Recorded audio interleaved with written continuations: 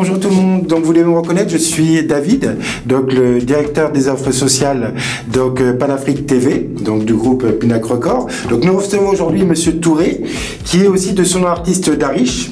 C'est un artiste guinéen, donc de Guinée-Conakry. Donc aujourd'hui nous vous contactons, donc nous faisons pas cette vidéo dans le sens pour de la musique. Nous allons parler donc du sujet que nous avons parlé quelques vidéos avant sur l'immigration. Donc aujourd'hui je reçois Monsieur Touré qui est bien sûr lui même concerné par ce sujet car il a vécu vraiment cette situation. Donc bonjour Monsieur Touré. Bonjour Monsieur David. Donc aujourd'hui vous allez nous expliquer un peu donc votre vision des choses sur l'immigration par votre expérience, donc de votre départ en Afrique jusqu'au Maroc, et de Maroc vous avez voulu, si j'ai bien compris, vous avez voulu atteindre l'Espagne et après vous êtes revenu. Donc vraiment on a besoin d'avoir votre ressenti, mais aussi votre vision des choses, car vous avez vécu une chose que nous souhaitons à personne.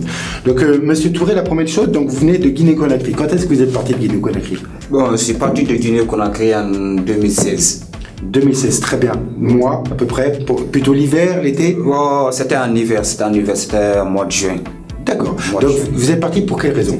Bon, j'ai quitté en Guinée pour la destination pour l'Espagne. D'accord. En fait, d'avoir une vie meilleure. Alors, vous êtes parti, quand vous êtes parti de Guinée, quel chemin vous avez pris? Quel chemin exactement? Vous êtes passé par quelle étape? Bon, en fait, avant de revenir ici, j'avais tenté une première fois. C'était pas au Maroc, ça c'était vers la Libye. Bon, quand ça n'a pas marché, je me suis retourné au pays. En fait, je me suis préparé pour revenir ici au Maroc. Ici, je suis venu par vol. C'est quand je suis venu ici par vol maintenant, j'ai fait 6 mois, j'ai tenté l'expérience de traverser maintenant. Alors, quand vous êtes parti pour que les téléspectateurs comprennent bien, parce que c'est très important. Oui. De Guinée, en passant par la Libye, vous avez mis combien de temps? À peu près, approximativement. Approximativement. Bon, il n'y a pas un délai déterminé pour ça. Mais vous avez environ à peu près? Environ à peu près, j'ai fait 3 mois au cours de la route. Donc 3 mois en mer. Ça aussi, comment ça se passe? Il y a les passeurs qui sont là. D'accord. C'est eux qui sont là. C'est eux-mêmes, en Libye même, là-bas même, c'est des suicides total. C'est-à-dire? C'est-à-dire, quand vous venez, tu payes, il te dit, je te fais passer. Par exemple, il te dit, tu payes 12 000 dinars. D'accord. Pour te faire passer. Quand tu donnes ça, ça trouvait qu'il a déjà négocié une autre personne. Avant d'arriver, lui, il t'a déjà vendu. Donc, ceci, il te prend directement, il t'envoie dans les camps, en prison. Ils appellent les prisons, ok, c'est une campo, mais pourtant, c'est les prisons de torture. C'est là-bas qu'on torture les gens. En Libye? En Libye. D'accord. Ça, c'est en Libye. Bon, ici. Et vous avez fait comment pour sortir de Libye? Comment vous avez fait pour sortir de ce camp-là? Bon, ça, on peut dire c'est Dieu. D'accord. C'est Dieu. Vous êtes resté à peu près combien de temps là-bas? Bon, on a fait pas mal de 6 mois là-bas. Donc vous avez fait 6 mois dans les prisons libyennes, suite à votre capture, quand vous essayez de passer ce qu'on appelle la Nissa, pour atteindre l'Europe. Pour atteindre l'Italie, oui. D'accord. Donc quand ça n'a pas marché, je me suis retourné au pays. Et vous êtes retourné comment? Vous êtes reparti comment? Toujours en bateau? Non, c'est pas en bateau. Là, ça se passe en transaction terrestre. D'accord. C'est pas maritime. Ça, c'est en transaction terrestre. C'est par les automafias. D'accord. Ça se déroule comme ça. Les automafias. Donc là, vous êtes retourné en Guinée? En Guinée, pour revenir, pour aller prendre un passeport, pour aller me procurer d'un papier pour pas une autre destination. Mais le passeport que vous aviez quand vous êtes parti la première fois, il est devenu quoi? Pour la première fois? La première fois quand vous êtes parti, vous aviez un passeport? Oui.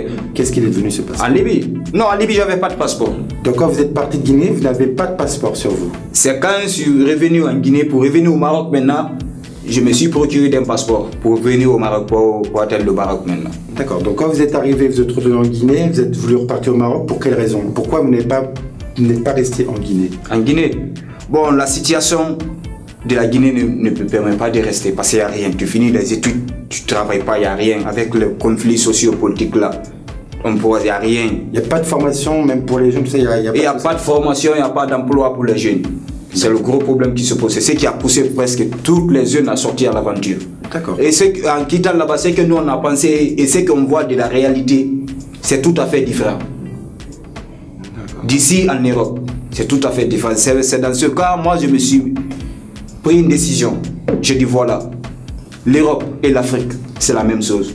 L'Europe ne va pas passer, nous laisser. Et on risque notre vie pour traverser. Pour la première fois, quand je me suis mis sur l'eau là. Sur volume de personnes, vous donniez un pourcentage de vie de combien? Parce qu'aujourd'hui, c'est très important, il faut que les téléspectateurs comprennent, c'est qu'aujourd'hui, les personnes qui prennent le bateau vivent une situation où ils arrivent à pouvoir évaluer le pourcentage de vie qu'ils ont en rapport au climat, en rapport aux tempêtes, en rapport à pas mal de choses. Donc, vous aviez un pourcentage de combien? Vous restez intensifs l'un sur l'autre. Les enfants d'abord, au milieu, et les femmes. Les hommes, vous les entourez. Mais les enfants, ils mangent quoi? Pareil, vous mangez quoi sur le bateau? Bon, on n'a rien là-bas. Il n'y a rien comme le manque. Vous montez, quand vous partez, même le poids est calculé. Tu pars même avec vos téléphones, vous laissez derrière vous. Vous montez comme ça. D'accord. Vous montez comme ça. Une fois que vous êtes sur l'eau, vous êtes livré à vous-même maintenant. Plus le capitaine. Et le boussole donc que vous avez. Et le capitaine c'est un passeur, c'est quoi exactement? Bon, le capitaine, c'est le passeur qui choisit le capitaine. D'accord. Lui, il ne paye pas. D'accord. Mais une fois là-bas, vous ne dites pas c'est lui le capitaine, c'est lui le capitaine. Oui, lui, il aura des problèmes. C'est comme ça, on ne sait pas. Tout le monde est capitaine là-bas. Une fois que vous êtes sur l'eau, là, votre vie est dans la main de Dieu. D'accord. D'accord. Donc là, vous êtes sur le bateau. Donc là, vous avez un pourcentage de combien, à peu près? Vous m'avez dit 5%. Pourcentage de vie. Oui. Bon, là, vous n'avez que 5% de pourcentage de vie. D'accord. Et sur le nombre de personnes qu'il y avait, vous, rapport à ce que vous avez rencontré, parce que ce qu'il faut savoir, ce qu'il a rencontré est différent en rapport à chaque embarcation. Oui. Vous, dans l'embarcation que vous aviez, il y a combien de personnes qui sont arrivées en vie? L'embarcation, donc, parce que nous, notre bateau avait fait naufrage. Il a fallu qu'on rappelle la marine marocaine pour... Naufrage en pleine mer? Oui, le bateau était déjà percé. D'accord. En fait, on est passé sur une transaction là où il y avait du gasoil. Parce que s'il y a du gasoil, quand ça frotte avec le flotteur, ça se perce automatiquement. Là, il n'y a pas de sacrifice dans ça, ça se perce au problème. Donc quand c'est arrivé, on était obligé de rappeler la marine. C'est la marine qui était obligée de venir nous chercher. Et donc sur le coup, il y avait 8 morts déjà. 8 morts dans votre embarcation de 90, il y en a déjà 8 qui sont morts. 8 qui sont morts. Il y a d'autres même, ils ne décèdent pas par naufrage, il y a d'autres c'est le froid.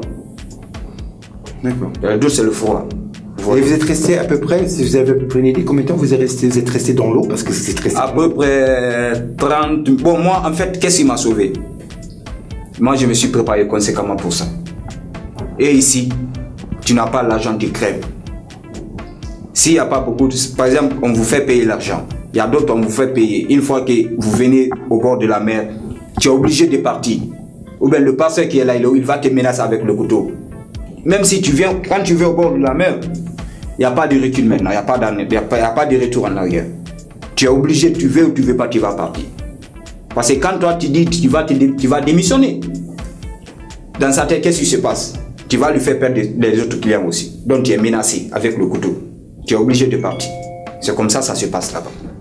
Donc, que vous compreniez bien. À part ça aussi, dans la forêt, même maintenant, au moment où nous sommes comme ça, là, il y a des gens qui vivent dans la forêt. Aujourd'hui, ce qu'il faut savoir, messieurs, dames, aujourd'hui, on n'est pas là pour faire de la propagande. On n'est pas là pour dénoncer qui que ce soit. On est là pour expliquer exactement la vie que mènent les migrants quand ils veulent passer de leur pays où il n'y a rien à une vie meilleure.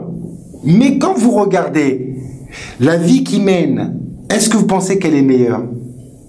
Vous imaginez les gens qui voient la mort arriver, quand leur bateau perce, qui se retrouvent à l'eau, et qui voient, comme il expliquait, M. Touré expliquait qu'il y avait 8 personnes qui sont mortes. Est-ce que vous imaginez mentalement ce qu'ils vivent? Donc, M. Touré, vous aujourd'hui, donc, quand vous êtes arrivé au Maroc, vous êtes parti en Espagne, vous êtes revenu au Maroc. En Espagne, qu'est-ce qui s'est passé en Espagne? Presque, ce que je peux dire? J'encourage tous mes frères et sœurs. Donc regardez la caméra et passez. J'encourage tous mes frères et sœurs. On peut gagner l'argent, on peut gagner notre avenir partout où nous sommes. Restons chez nous. Faisons appel à l'État, ils vont nous aider. C'est la meilleure solution. Là, on vient pour se suicider. On quitte chez nous pour venir avoir un avenir meilleur. Ce qui se passe ici, et ce que vous voyez sur la télé, les photos sur les réseaux sociaux, ce n'est pas tout à fait ce qui se passe ici. C'est tout à fait autre chose. Ne vous voyez pas, on s'habille très bien, on prend les photos, on fait comme ça. Non, non, non, c'est pour juste masquer, vous tromper. restez chez nous. Donc, comme il expliquait, c'est la poudre aux yeux. C'est qu'aujourd'hui, on veut faire prendre conscience aux gens que s'ils partent d'Afrique pour aller en Europe, ils vont avoir la belle vie. C'est entièrement fou. Parce que de toute façon, pour avoir la belle vie, il faut qu'ils passent par une étape où ils ont 95% de chances de vie, de mourir. Monsieur Touré, il a dit, il y a 5% de chances de survivre. Dans les 5%, il y en a que 2 qui prennent en compte. Ils ont 5, mais ils savent que même les 5, c'est même pas la réalité. Monsieur Touré, donc vous êtes revenu donc d'Espagne au Maroc. Au Maroc, vous faites quoi actuellement? Actuellement, je suis là, je m'occupe de ma carrière musicale et je suis